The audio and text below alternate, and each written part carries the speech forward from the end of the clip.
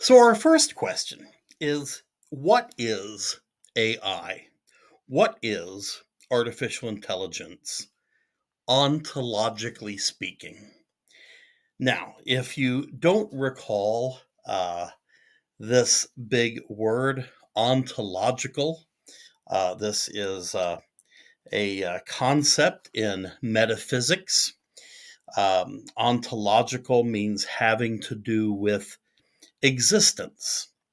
So, Anselm's ontological argument is an argument about existence, specifically the existence of God. I might ask, does Santa Claus exist? And I'd be asking an ontological question. I think that's actually a pretty interesting question, by the way. I mean, on the surface of things, yes, I understand that Santa Claus does not exist. But I think we can make true and false statements about Santa Claus. I think it's true that he has a white beard. I think it's false that he wears a blue suit. If we can make true and false statements about him, then he, the subject, Santa Claus, is a referent. And I can think of no better test of existence than that something is a referent in a proposition that can be true or false. Well, in any case, uh, ontological means having to do with existence. In one of my very early papers, the only paper that anyone still reads, if anybody knows me, and they don't, no one knows me, but if you're lucky enough to find someone who knows me in philosophy, it's a 99% chance they know me from a little paper called "The Logical Mistake of Racism" that I published around 2001 and made its way onto a few syllabi. And at the time, I asked the question: are races natural ontological kinds? So, for instance, sedimentary rocks and igneous rocks are different kinds, right? We can just like naturally separate them. Can we do that with races? And of course, I'm glad to say I ended up on the right side of history. There was some interesting scientific work going on at the time, by the way. The FDA had just approved its first race specific drug. It was a drug for um, sickle cell anemia. But anyway, I argued in that paper that race is not a natural ontological kind. Rather, it is a social construction.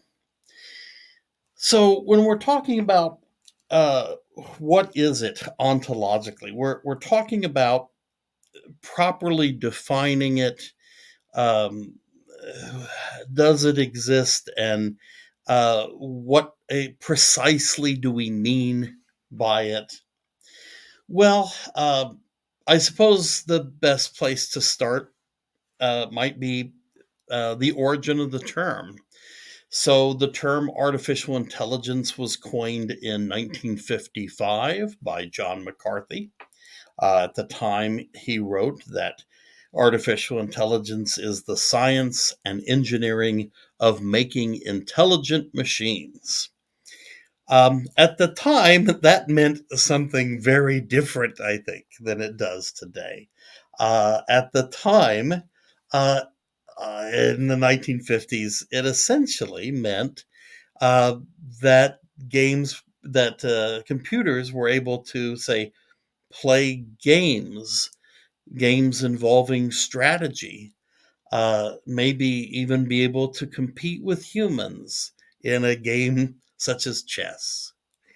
Well, we mean something far deeper and richer now, I think, when we say AI or artificial intelligence.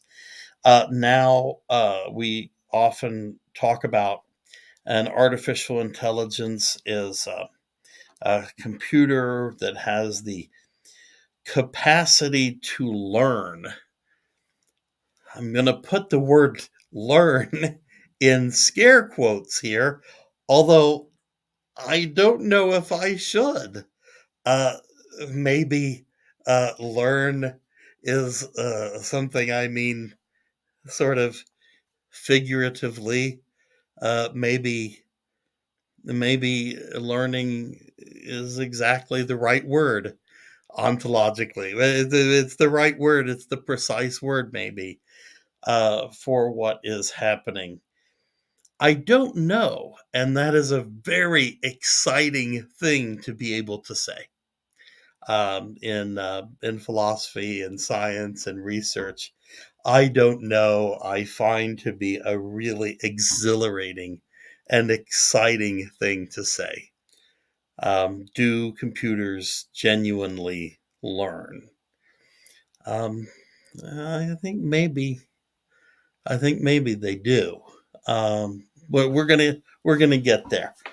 All right. So another measure of whether uh, a computer is an artificial intelligence would be if it can pass the Turing test.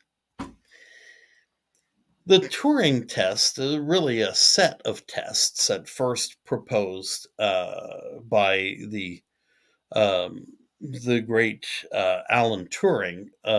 Now it's a set of tests inspired by Alan Turing and his work that is meant to test whether a computer can interact with a human in a way that is undetectable, in a way that the human judge cannot tell the difference,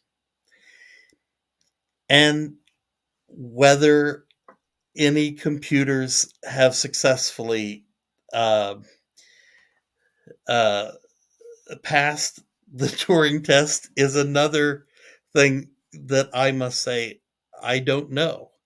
There are conflicting reports, but that's very exciting again to be able to say I don't know.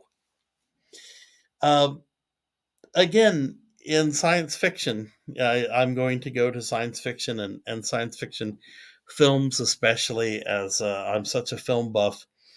I'll go to these references often, but remember the Voight-Kampff test in Blade Runner? Blade Runner is not part of our syllabus, but if you haven't seen Blade Runner, the original Ridley Scott film, I really encourage you to go out of your way and see it, if only as a piece of cinema, as something that everyone who loves movies and who loves science fiction ought to experience. But if you do recall that film, remember the scene where Harrison Ford is there interrogating the guys, interrogating people. He's trying to judge whether they are human or whether they are replicants. Harrison Ford is uh, doing a kind of Turing test. Well, let's pick up here in the next video.